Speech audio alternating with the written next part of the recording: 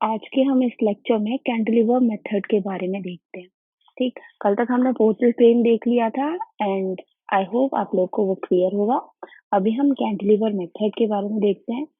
तो इसके भी अपने कुछ अजम्पशंस हैं जिसकी हेल्प से हम क्या करेंगे, डिटर्मिनेट स्ट्रक्चर को इनडिटर्मिनेट स्ट्रक्चर को डिटर्मिनेट में चेंज करेंगे एंड देन क्या करेंगे, हम उसको सॉल्व करेंगे। अच्छा, तो अजम्पशंस क्या हैं इसके? सबसे पहला अजम्पशन मैं बोलूं तो वो है कि the point of contraflexure occurs at the mid span of the member, मतलब बीम या कॉलम। तो ये पहला अजम्पशन बिल्कुल सेम है जैसा कि आपने पोर्टल फ्रेम में देखा था। तो ये क्यों कर रहे हैं? तो इससे हमारा क्या होता है कि बीम डिटर्मिनेट हो जाती है टू मेक स्ट्रक्चर, बीम या कॉलम जो भी, तो total in common structure to make structure determinate. ठीक है, ये मैं करती हूँ फॉर मेकिंग इट डिटर्मिनेट। ठीक है। अच्छा, सेकंड assumption जो है वो बोलता है the direct shear in the column is directly proportional to the distance from the CG of the frame। ये है आपका सेकंड assumption। अच्छा, ये क्या बोल रहा है? ये आपको बता रहा है कि आपका आप क्या करोगे इस मेथड में, आप ना पूरे फ्रेम का एक सीजी निकाल लोगे, सेंटर ऑफ ग्रेविटी। फिर ये करोगे कि हर कॉलम का, ठीक है, हर कॉलम का शेयर, डायरेक्ट शेयर वो डायरेक्टली प्रोपोर्शनल होगा उसके सीजी से। अच्छा, ये किस तरह से हो रहा है तो विजुअली मैं आपको दिखाऊंगी अभी, तो आपको थोड़ा थोड़ा क्लियर होने लगेगा कि हाँ किस तरह से क्वेश्चन करना है। तो चलो मैं क्या करती हूँ, आपको ये assumptions तो मैंने आपको लिखवा दिए। अभी let us see how we are applying these assumptions in question. ठीक है, तो सबसे पहला क्या करते हैं, हमने फॉर एग्जांपल ये टुक दिस फ्रेम है हमारे पास। ठीक है, ये क्वेश्चन मैंने ले लिया है। अभी क्वेश्चन में मैंने बोला कि ये अभी हमारा 2 स्टोरी का फ्रेम दिख रहा है, यहाँ पे 90 किलो न्यूटन लोड है, यहाँ पर 80 किलो न्यूटन लोड है, और मैं नाम दे देती हूँ, ये A B C D E F G and H I J K and L।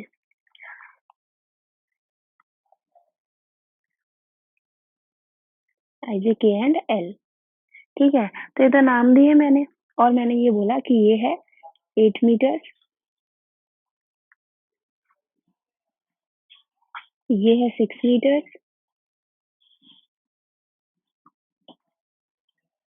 And ये है आपका 4 मीटर।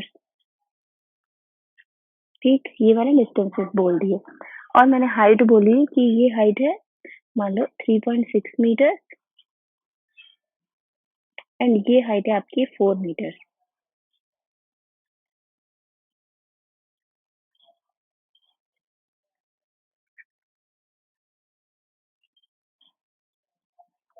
ठीक, तो ये है आपका क्वेश्चन कुछ इस तरह से, और इन्होंने ये बोला है कि आपका जो क्रॉस सेक्शनल एरिया है of all the columns equal है। ठीक, तो इन्होंने बोला the cross sectional area of all the columns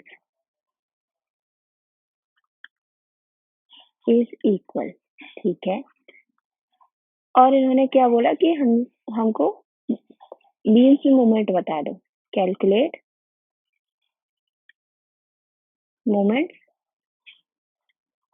in beam.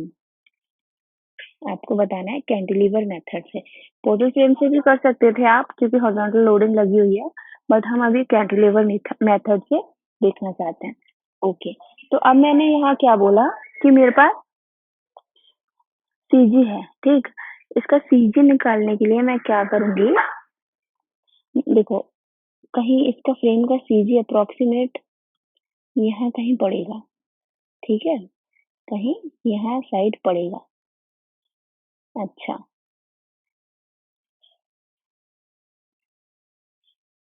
कुछ इस तरह से इसका सीजी, ठीक है, यहाँ कहीं सीजी पड़ेगा। अब इस सीजी की मेरे को वैल्यू पता करनी है कि कहाँ पड़ेगा एग्जैक्टली, इसकी लोकेशन बता दो। तो पहले तो मैंने सीजी निकालना है। ये तो मिड पॉइंट पे हमको पता है कि मिड पॉइंट पे आपका जो है वो कॉन्ट्राफ्लेक्शन पड़ेगा, ये तो हम सबको पता है, ठीक? यहाँ पे, यहाँ पे, यहाँ पे, राइट? यहाँ ये आपके पॉइंट ऑफ कॉन्ट्राफ्लेक्शन हो गए फर्स्ट अजम्पशन, बेस में और कॉलम्स में दोनों साइड। अब मैं क्या करूँ, मेरे को सीजी निकालना था, तो सीजी निकालने के लिए मैं क्या कर सकती हूँ, मैंने क्या करना है, सीजी निकालना है, तो मैंने ये किया, सीजी मेरे को निकालना था। सीजी के लिए मैं क्या करूंगी, एक्स बार मैंने माना सीजी की डिस्टेंस है, कहाँ से, फ्रॉम ए, ठीक है? एक्स बार है फ्रॉम ये, लाइक इस वाले कॉलम से, ठीक है? डिस्टेंस फ्रॉम फर्स्ट कॉलम से सीजी की मैंने डिस्टेंस मान ली है, कितनी, एक्स बार, ये डिस्टेंस है और ये मुझे कैलकुलेट करनी है कि कितनी होगी।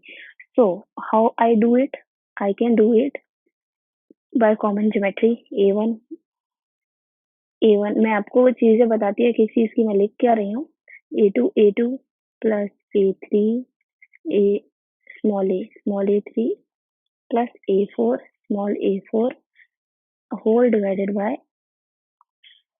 A1 plus A2 plus A3 plus A4. अच्छा, अब यहाँ पे आप बोलोगे कि ये capital A one small A one ये है क्या, तो मैं आपको बता देती हूँ कि ए1 ए2 ए3 ए4 क्या है, ये है आपके cross sectional area of each column, cross sectional areas of each column, ठीक है? हर कॉलम का क्रॉस सेक्शनल एरिया, और यहाँ पे मुझे क्या बोला है कि the cross sectional area of all column is equal. तो मैं अगर बोलूँ A one is equal to A two है, इक्वल टू ए3 है, इक्वल टू ए4 है, इक्वल टू ए, मैंने मान लिया इक्वल टू ए, तो चारों के इक्वल गिवन है, ठीक? मतलब मान लो ए1 फर्स्ट कॉलम का है, ए2 सेकंड कॉलम का है, ए3 थर्ड कॉलम का है, ए4 फोर्थ कॉलम का है, तो ये चीज है। और मैंने क्या बोला कि स्मॉल ए1 क्या है, small A2 small A3 small A4, ये क्या है, ये है डिस्टेंसेस, क्या है ये, डिस्टेंसेस फ्रॉम फर्स्ट कॉलम, मतलब कि ए1 क्या है, ए1 फर्स्ट कॉलम का फर्स्ट कॉलम से डिस्टेंस है, ए2 क्या है, सेकंड कॉलम का फर्स्ट से डिस्टेंस है, ए3 थर्ड कॉलम का फर्स्ट से डिस्टेंस है, ए4 फोर्थ का फर्स्ट से डिस्टेंस है। तो ये चीजें तो मुझे पता चल गई। अब मैंने अगर एक्स बार की वैल्यू निकालना चाही तो मैं क्या बोलूंगी, अब देखो ये आपके क्या है, आपका कॉमन में मैं ए निकाल लूं क्योंकि सब सेम है, और डिवाइडेड बाय में क्या कर सकती हूँ, 4 टाइम्स ए हो जाएगा क्योंकि ये नीचे सब सेम है, तो 4 ए हो गया। अच्छा, अब यहाँ क्या बचा, ए1 क्या हो गया डिस्टेंस, 0, ए2 कितना डिस्टेंस है सेकंड कॉलम का फर्स्ट कॉलम से, 8, ठीक है? अब थर्ड कॉलम का फर्स्ट कॉलम से कितना डिस्टेंस है, वो है ए3, 8 प्लस 6 कितना हुआ, 6 प्लस 6 12 प्लस 2 14 हो गया, प्लस 4, अब 14 प्लस 4 18, फोर्थ कॉलम का फर्स्ट से डिफरेंस, तो हो गया 18, राइट? और हमारा ए से ए कैंसिल हो गया, मेरी वैल्यू आई 40/4। तो मैं यहाँ देख रही हूँ एक्स बार की वैल्यू आ गई 10 मीटर। इसका मतलब क्या हुआ, आपके सीजी की डिस्टेंस आ गई कितनी, CG is x bar equal to 10 metre from your first column. अच्छा, फर्स्ट कॉलम से 10 मीटर्स है तो ये 8 है, तो इतना कितना हो गया, ये 2 हो गया, और यहाँ कितना हुआ, 4 हो गया। अच्छा, ये मुझे पता चल गया, ठीक है? तो मैं अगर लिखना चाहूँ, ये 2 है, ये 4 है, मैं हर एक कॉलम का बताऊँ, ठीक? मैं अगर ऐसे लिखना चाहूँ कि कॉलम 1 का क्या होगा, रेड से लिख देती हूँ, ठीक? तो 1 से मैंने निकाला x1 is equal to X bar, तो फर्स्ट से डिस्टेंस तो 10 मीटर था, ठीक है? सीजी का सेकंड कॉलम से मैंने मान लिया x2, ठीक है? सेकंड कॉलम से सीजी का कितना डिस्टेंस है, 2 मीटर। थर्ड कॉलम से सीजी का कितना डिस्टेंस है, थर्ड कॉलम से सीजी का डिस्टेंस है 4 मीटर, एंड फोर्थ कॉलम से मतलब x4 सीजी का डिस्टेंस कितना है, 4 प्लस 4 8 मीटर, ठीक है? ये हो गए हमारे, मैंने सीजी कैलकुलेट कर लिए सबसे पहले, क्योंकि सेकंड assumption में मुझसे सीजी की बात की गई है, तो उसको करने के लिए मैंने सीजी कैलकुलेट कर लिया, ठीक? अब क्या होगा, अब मैं स्टेप बाय स्टेप आपको बताती जाती हूँ कि क्या करेंगे। सीजी तो कैलकुलेट हो गया। अब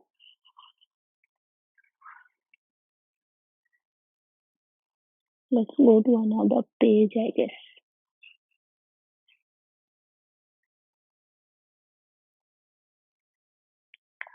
और leave it, I'll do it here. ठीक है, मैंने क्या करना है,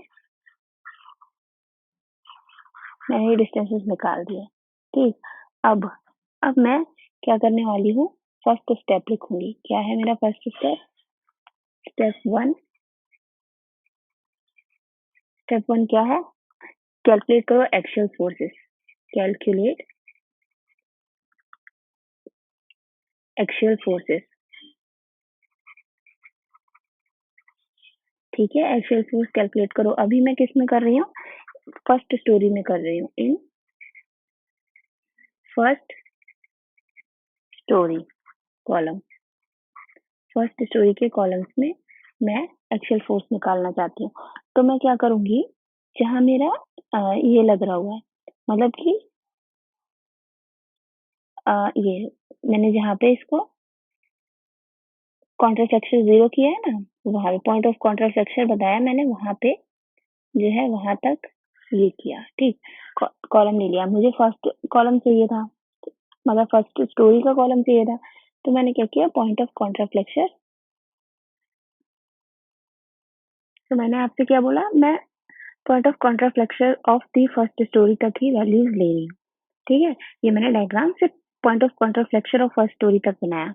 ठीक है, अब देखो, एक यहाँ पे आपको एक ये रूल याद रखना है, समझ लेना है कि क्या, कि ये सीजी के अगर एक तरफ जो फोर्सेस हैं, ये जो डायरेक्ट फोर्सेस हैं, शेल फोर्सेस, वो अगर टेंसाइल में है तो दूसरी तरफ कंप्रेसिव होंगे। ठीक है, अगर या तो ये इस तरफ कंप्रेसिव है तो दूसरी तरफ टेंसाइल होंगे, वैसे वर्सा होना चाहिए। ठीक, तो मैं क्या कर रही हूँ, मैं अभी अज्यूम कर ले रही हूँ कि क्या है हमारे पास, यहाँ एक तरफ तो मैंने सीजी के इस तरफ मैंने मान लिया कि फोर्स जो है टेंसाइल है, P1 मैंने माना, इसको P2 माना। अच्छा, तो मैं क्या बोल रही हूँ, अगर इधर टेंसाइल है तो इधर क्या होने चाहिए, कंप्रेसिव, P3 P4। ठीक है, मैंने ये अज्यूम कर लिया। अच्छा, अब आप ये इस बात में मत कंफ्यूज हो ना कि ये क्या है, मतलब ये टेंसाइल कैसे है। टेंसाइल तो देखो, अगर ये जॉइंट को पुल कर रहा है, ये इस जॉइंट को पुल कर रहा है, right, P1 is pulling this joint, so that means it's tensile. यहाँ देखो P2 क्या कर रहा है, P2 is also pulling the joint, so it is tensile. P3 देखो, it is not pulling, it is pushing the joint, right. यहाँ पे तो ये कंप्रेस कर रहा है जॉइंट को, तो ये P3 एंड P4 कंप्रेशन हो गए। ठीक, तो मैंने क्या माना, मैंने माना कि हमारे P1 एंड P2 क्या थे, टेंसाइल, टेंसाइल मान लिए। P3 एंड P4 मैंने क्या मान लिए, कंप्रेसिव मान लिए। अच्छा, यहाँ तक तो बात समझ में आ रही है। अच्छा, अब क्या बोलो, अब आपके माइंड में ऐसा क्वेश्चन भी आ सकता है कि मैम आपने यहाँ ही टेंसाइल माना, यहाँ कंप्रेसिव माना, ऐसा क्यों नहीं किया आपने, यहाँ कंप्रेसिव मान लो, यहाँ टेंसाइल मान लो, उसमें क्या दिक्कत है? तो मैं बोल रही हूँ, आपको मानना है मान लो, कोई दिक्कत नहीं है। ये जो है चीजें हमको आने वाले टाइम में पता चलेंगी जब आप कैलकुलेशन कर लेंगे। अगर आपके आंसर पॉजिटिव आ रहे हैं, राइट, पॉजिटिव आए तो आपने जो वैल्यूज यहाँ पे कंसीडर करी थी, जो डायरेक्शन कंसीडर करी थी, वो बिल्कुल ठीक थी। और अगर नेगेटिव आ रही है तो आपको खुद ही समझ में आ जाएगा कि जो डायरेक्शन आपने कंसीडर करी थी उसकी ऑपोजिट डायरेक्शन आपको लेनी थी, राइट। तो इतना हमको अभी तक क्लियर है, आई होप इतना क्लियर है। अब देखो, और सेकंड अजम्पशन क्या बोल रहा था, मैं यहाँ पे अब सेकंड अजम्पशन लगाने वाली हूँ। मेरा सेकंड अजम्पशन क्या बोल रहा था, अगर मैं लिखूं, आपका सेकंड अजम्पशन क्या कहता है कि डायरेक्ट स्ट्रेस, ठीक है, direct stress in column is directly proportional to the distance from the CG, है ना। हाँ, तो डायरेक्ट स्ट्रेस मतलब क्या, स्ट्रेस क्या होता है, अगर मैं पहले कॉलम का बोलूं तो डायरेक्ट स्ट्रेस क्या हो जाएगा, P1 फोर्स अपॉन एरिया इसका A1, और क्या बोला है, it is directly proportional to distance from CG. Distance from CG इसका कितना है, सीजी से इसका डिस्टेंस जो भी है मैंने ले लिया x1, राइट। सिमिलरली अगर आप इसके लिए लिखो तो आप क्या लिखोगे? Direct stress P2 upon A2 is should be directly proportional to कितना? X2, right? यहाँ पे P3 upon A3 should be proportional to X3 and P4 upon A4 should be proportional to X4. तो ये होता है आपका assumption number 2. आई होप अब आपको ये क्लियर हो किस तरह से करना है, ठीक है? अब देखो, अब मैं इसको क्या कर सकती हूँ, मैं लिख सकती हूँ इस तरह से कि P1 upon A1 divided by X1 is equal to P2 upon A2 divided by X2 is equal to P3 upon A3. Simple maths है ये, आई होप इसमें तो किसी को कंफ्यूजन नहीं होनी चाहिए। P4 upon A4 divided by X4, ये किया मैंने। अच्छा, अब मुझे क्या पता है, मुझे ये पता है कि A1 A2 A3 इक्वल है, तो आप इनको हटा सकते हो। यस, सेम है, हटा सकते हैं। तो हमारे पास अभी फाइनल क्या आता है कि P1 upon X1 is equal to P2 upon X2 is equal to P3 upon X3 is equal to P4 upon X4 आया है। अच्छा, अब इस कंडीशन से अगर आप निकालो तो आप क्या बोल सकते हो?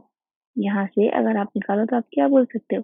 मैं यहाँ कर रही हूँ फर्दर, ठीक? तो मैं P2 को लिख सकती हूँ P1 के टर्म्स में, हर चीज को P1 के टर्म्स में बदल दो। अभी मैंने क्या किया, मैंने P2 को लिखा P1 के टर्म्स में, तो P2 की वैल्यू क्या होगी? X2 अपॉन X1 P1 हुई। हाँ, X2 की वैल्यू कितनी थी? 2, X1 की 10, P1 तो कितना आया? 0.2 P1 आ गया। P2 की वैल्यू 0.2 P1।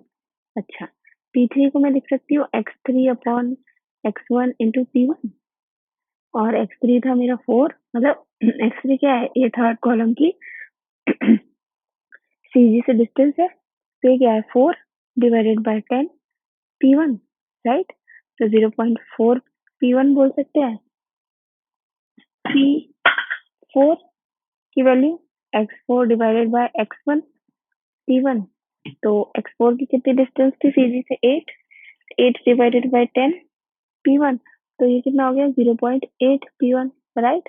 अब हमने P2 P3 P4 को P1 के टर्म्स में कन्वर्ट कर लिया।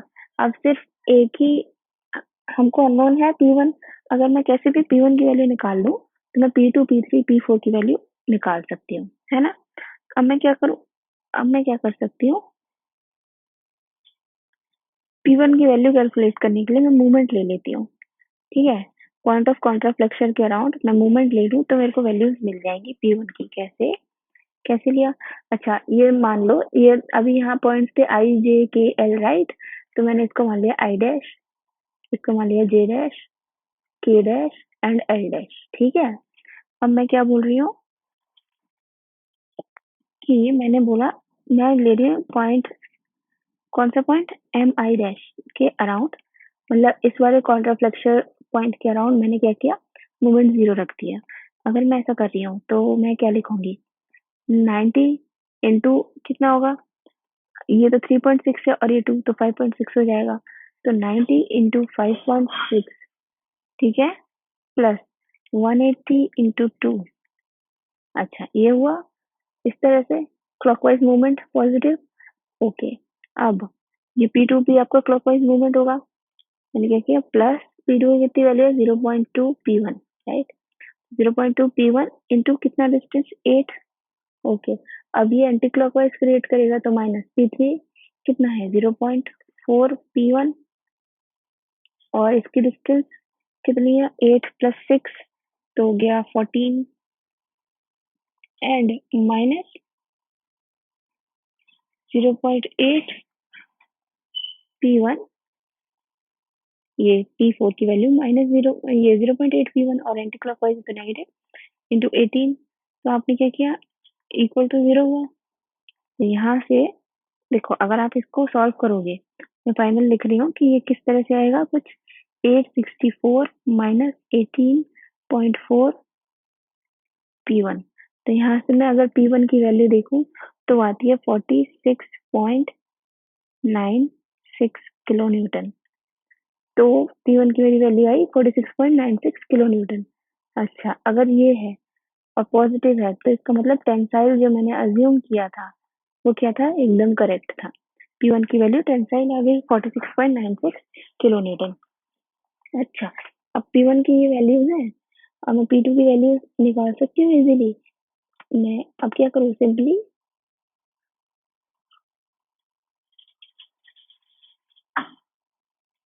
.2 P1 है, तो .2 P1 अगर मैं करूँ तो मेरे को P2 की वैल्यू मिलती है 9.39 किलो न्यूटन। ठीक है, और टेंशन नहीं मिलेगी पॉजिटिव, राइट। P3 कितना 0.4 है, तो ये हो गया 18.7, ये 7 है, 78 किलो न्यूटन। और ये कंप्रेशन में मिला, पॉजिटिव मिल रहा है, तो जो मैंने वैल्यू अज्यूम की थी करेक्ट थी। और 0.8 P1 है, P4 की वैल्यू तो 37.57 किलो न्यूटन, और ये कंप्रेशन में जो कि करेक्ट था। तो मैंने क्या किया, आपके एक्चुअल फोर्सेस निकाल लिए in what, in first story, right. अब मैं क्या करूँ, सेकंड स्टोरी में निकालना चाहती हूँ। मैंने क्या किया, I want to calculate in second story.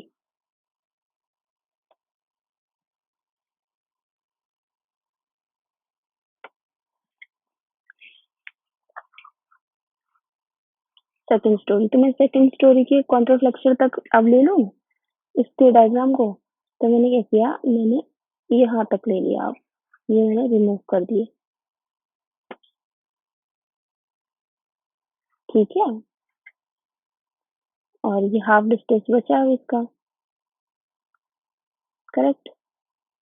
यहाँ तक है सीरीज का, यहाँ तक ये एंड ये पॉइंट। और ये वैल्यू मेरी अब हो गई कितनी, 1.8 मीटर्स, राइट। मैंने इनका नाम मान लिया, इसको मैंने ई डैश बोल दिया, इसको मैंने एफ डैश बोल दिया, इसको मैंने जी डैश, इसको E F G H I H dash, ठीक है। तो ये किया मैंने, अभी 90 किलोन्यूटन का लोड लग रहा है, ये सीधी है, ठीक है। अब मैं क्या कर रही हूँ, मैं फिर से अज्यूम करूंगी। मैंने मैंने क्या मान लिया, मैंने इसको अब की term P1 dash, P2 dash, and एक तरफ अगर टेंशन मान रही हो, एक तरफ कंप्रेशन कंप्रेशन लेना होगा, P4 डैश, ठीक। अब मैं सिंपली क्या करूँ, जैसे करते आ रहे हैं, मैंने क्या किया, P1 मैंने सेकंड assumption लगाया, और मैंने P1 dash upon A1 divided by X1 should be equal to P2 dash upon A2 divided by X2 is equal to P3 dash upon A3 divided by X3 is equal to P4 dash upon A4 divided by X4। ये किया मैंने। तो similarly मेरे को सारी ये जो ए A2 A3 A4 तो सेम है। अब मैंने आंसर्स अपने क्या निकाले, पहले तो P1 डैश की वैल्यू, P2 डैश की वैल्यू क्या आएगी, सबको P1 डैश के टर्म्स में चेंज कर लिया। P2 डैश हमारा क्या हो जाएगा, X2 upon X1 P1 dash, तो वही हुआ 2 अपॉन 10, ठीक। P1 dash equal to 0.2 P1 dash. अच्छा, अब मैं P3 डैश निकालूं तो क्या होगा, 0.4 P1 डैश। सिमिलरली वैसी वैल्यूज आ रही है, 0. तो ये हो जाएगा 0.8 P1 डैश, ठीक है। मैंने अब क्या किया, इसके बाद मेरा नेक्स्ट स्टेप क्या होता है, नेक्स्ट स्टेप मेरा होता है कि मैं क्या करूँ, सिग्मा मोमेंट एट, मैंने ई डैश को 0 ले लिया, ठीक है। तो मैं क्या लिखूंगी, 90 इंटू 1.8, ठीक, 1.8 इतना डिस्टेंस है, plus 0.2 P1 dash into 8, right, minus 0.4 P1 dash into 14 minus 0.8 P1 dash into 18 equal to 0। अच्छा, तो मेरे को फाइनल वैल्यू हुई 162.18, 162 minus 18.4 P1 dash equal to 0। तो मैंने देखा P1 डैश की वैल्यू मेरी आ रही है 8 पॉइंट, P1 डैश की मेरी वैल्यू आ रही है 8.80 किलो न्यूटन टेंशन में। P2 डैश की आ रही है मेरी 1.46 किलो न्यूटन टेंशन में। P3 dash 3.52 किलोन्यूटन, कंप्रेशन में P4 dash 7.04 किलोन्यूटन कंप्रेशन में। ठीक है, तो इस तरह से मैंने वैल्यूज निकाल ली डायरेक्ट शेयर की। अच्छा, अब क्या है, डायरेक्ट शेयर है आपके पास। अब आप क्या कर सकते हो, मेरे पास है डायरेक्ट शेयर। नेक्स्ट स्टेप है मेरे को क्या करना होगा, स्टेप नंबर 2। इन ये सेकंड स्टोरी था, यहाँ मैंने ये मिटाया था ना, वहाँ सेकंड स्टोरी लिख लेना। तो सेकंड स्टोरी के लिए कुछ इस तरह से डायग्राम। अब मैं क्या कर रही हूँ, मेरे को स्टेप 2 करना है। क्या मैंने किया, स्टेप 2 क्या है कि अब आपको डायरेक्ट शेयर निकाल लिया, अब शेयर फोर्स निकालो बीम्स में। स्टेप 2 है कि शेयर फोर्स इन बीम। अच्छा, बीम्स में तो मैंने क्या किया, सबसे पहले मैंने सेकंड स्टोरी के लिए देख लेती हूँ, डायग्राम बना हुआ है, सेकंड स्टोरी के लिए देख लेती हूँ। तो अब देखो, शेयर फोर्स निकालनी है मुझे सेकंड स्टोरी के लिए। मैंने क्या देखा, अभी मैं वैल्यूज लिख लेती हूँ। मेरे को P1 P2 P3 P4 इनकी वैल्यूज पता है कितनी है। P1 की वैल्यू मेरी कितनी आई थी, यही गई है, ये 8.80, तो मैंने लिखा 8.80। इसकी 1 point, this is 1.76, okay, this is 1.76, तो 1.76 लिखा। ये 3.52 एंड दिस इज 7.04। ठीक है, अब मेरे को क्या करना है, सिर्फ उसकी वैल्यू निकालनी है। मैं इतने सिर्फ इस वाले स्ट्रक्चर में देखूं, इस कौन सा स्ट्रक्चर से अलग हो सकता है, तो 8.8 है, तो यहाँ पे अगर मैं शेयर फोर्स देखूं तो वो कुछ इस तरह से आएगा 8.80। अब कुछ ये इस तरह से चला जाएगा 8.80, 8.80 प्लस 1.6, 1.76, तो ये आना चाहिए यहाँ पे दोनों का एडिशन। तो क्या होगा वो 10.56, इन दोनों को ऐड करो 10.56, सेम यहाँ पे आएगा 10.556। ठीक है, अब 10.56 माइनस 3.52, तो कितना आएगा आपका 7.04, 7.04, और यहाँ देखो आपका 7.04 ही आ रहा है। तो ये हुआ आपका shear force in second story. ठीक है, अब मैं क्या बोल रही हूँ, मैं फर्स्ट स्टोरी का भी देखती हूँ।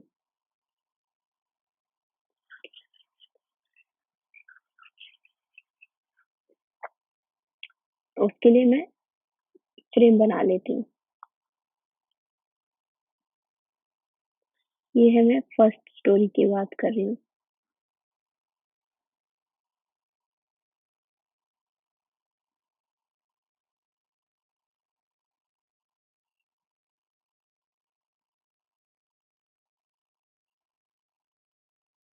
मैंने बात करी फर्स्ट स्टोरी की, पॉइंट्स के नाम मैंने दे दिए, ये है ई, ठीक है, ये है एफ जी एंड एच, ये है आपका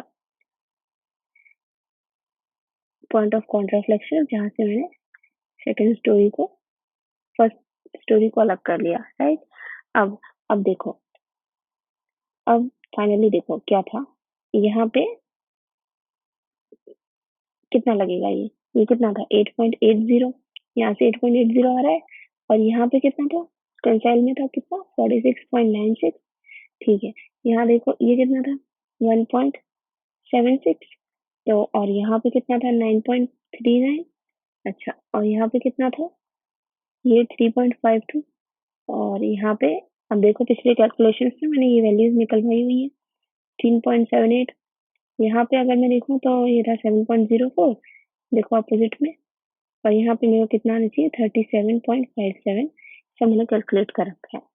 अब मेरे को क्या निकालना है, शेयर निकालना है, यहाँ शेयर निकालना है मुझे इसमें। तो मैं ये करने वाली हूँ, ठीक, ऐड करो ये दोनों अपोजिट डायरेक्शन में, और कौन सा बड़ा है यहाँ, तो यहाँ इसका जो इन्फ्लुएंस है डाउनवर्ड है, डाउनवर्ड है, और इसका टोटल एडिशन कितना आएगा, मतलब दिस माइनस दिस होगा, तो वो कितना वैल्यू आएगा, तो यहाँ पे जो शेयर आएगा, ये मान लो आपका कॉन्ट्राफ्लेक्शन है यहाँ यहाँ, तो जो आपके शेयर आएंगे वो क्या आएंगे 38.16 तो ये इतना ही डाउनवर्ड लगेगा 38.16। अच्छा, अब देखो 38.16, अब आप क्या करो, ऐड करो 38.16 प्लस 9.39 माइनस 1.76 करो। तो ये आपकी जो वैल्यू आएगी, ये पूरा इसका इन्फ्लुएंस डाउनवर्ड है, तो आपका ऑपोजिट में रहेगा कितना, 45 आएगा, 45.79, राइट। अब उसी का सेम जो है, सेम मैग्नीट्यूड यहाँ लग जाएगा 45.79। अच्छा, अब ऐड करो 45.79 प्लस 18.78 माइनस 3, ठीक, और डायरेक्शन आएगा अपवर्ड, तो ये आया आपका 30.53, ठीक है। ये आया आपका 30.53। अब 30.53, ओहो गलत कर दिया, रुको, डायरेक्शन तो अपवर्ड थे ना, ये डायरेक्शन ऑपोजिट बना दिए मैंने। तो मैं सोचूं क्या दिक्कत आ गई। ठीक है, मैंने क्या किया, ये डायरेक्शन तो ऑपोजिट होंगे, राइट। ये इस तरह से जाएगा कंप्रेशन में, ये भी कंप्रेशन में जाएगा। अब ठीक आएगा आंसर। अब देखो, ये था 45, ठीक, प्लस 3.852 माइनस 18.78, ठीक है। और इन्फ्लुएंस क्या होगा आपका, अपवर्ड, ठीक, 30.53। ये भी 30.53 आ गया। अब 30.53 करो, प्लस 7.04 करो, माइनस 37.57, तो यहाँ जीरो आ गया, बैलेंस हो गया एकदम अच्छे से। इस तरह से आपने क्या किया, शेयर फोर्स निकाल लिए बीम में। अच्छा, अब आपको क्या बचा है, बेंडिंग मोमेंट निकालना है। स्टेप 3 है बेंडिंग मोमेंट, आपका ये final step, bending moment in beam. Beam से बेंडिंग मोमेंट निकाल दो अब। अच्छा, कैसे निकालोगे, एम ए बी देख लें, एम ए बी कितना होगा, ये ए बी तो 80.80 इंटू 4, ठीक, टोटल 8 था, तो ए बी में निकालना है, तो ये 4 डिस्टेंस करेंगे, तो मैंने लिखा 8.80 इंटू 4, तो आया 35.2 किलो न्यूटन मीटर, ठीक है। एम बी सी कितना होगा, एम बी ए भी निकाल लिया, एम बी सी कितना होगा, इसमें 4 से 10.56 इंटू इसका हाफ, तो ये 6 था तो इंटू 3 कर देंगे, तो मैंने किया 10.56 इंटू 3, तो ये आया 31.68 किलो न्यूटन मीटर, ठीक है। अच्छा, एम सी डी निकालना है, एम सी डी क्या करोगे, कितना है, 7.04 इंटू, यहाँ था 4, 4 का हाफ 2, तो 7.04 इंटू 2, मेरा आया 14.08 किलो न्यूटन मीटर। अच्छा, सेकंड वाले बीम में भी निकालो, फर्स्ट स्टोरी के बीम में, तो एम ई एफ होगा, ई एफ कितना होगा, 38.16 इंटू 4, राइट, और ये कितना आएगा, 152.64 kilo newton metre. M F G कितना होगा, 45.79 इंटू 3, तो ये होगा 137.37 किलो न्यूटन मीटर। अच्छा, एम जी एच कितना होगा, 30.53 इंटू 2, ये आपका आ गया 61.06 किलो न्यूटन मीटर।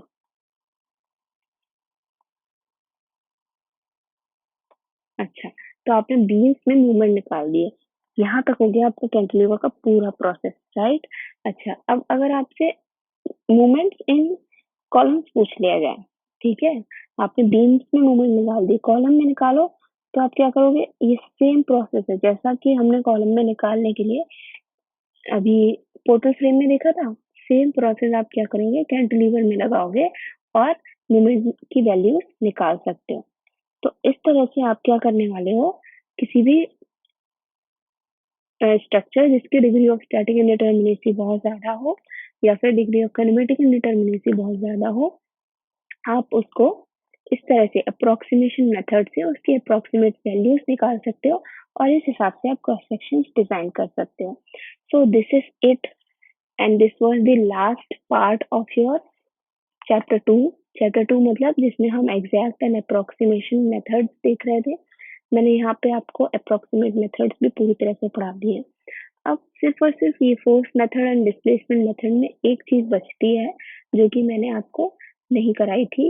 मैंने आपसे बोला था कि सेपरेट इसका चैप्टर पढ़ाऊंगी, तो वो चैप्टर है आपका matrix method, right? Matrix method में आपका फ्लेक्सिबिलिटी एंड स्टिफनेस मैट्रिक्स, ये दो मैट्रिक्स हैं जिनको कि मैं अब नेक्स्ट चैप्टर्स में, मतलब नेक्स्ट आने वाले लेक्चर्स में डील करने वाली हूँ। यहाँ तक आपका सेकेंड चैप्टर पूरी तरह से कंप्लीट होता है। सो आई होप आप लोगों को सब कुछ क्लियर हो। अगर कुछ डाउट हो तो प्लीज कम्युनिकेट करना। Thanks everyone.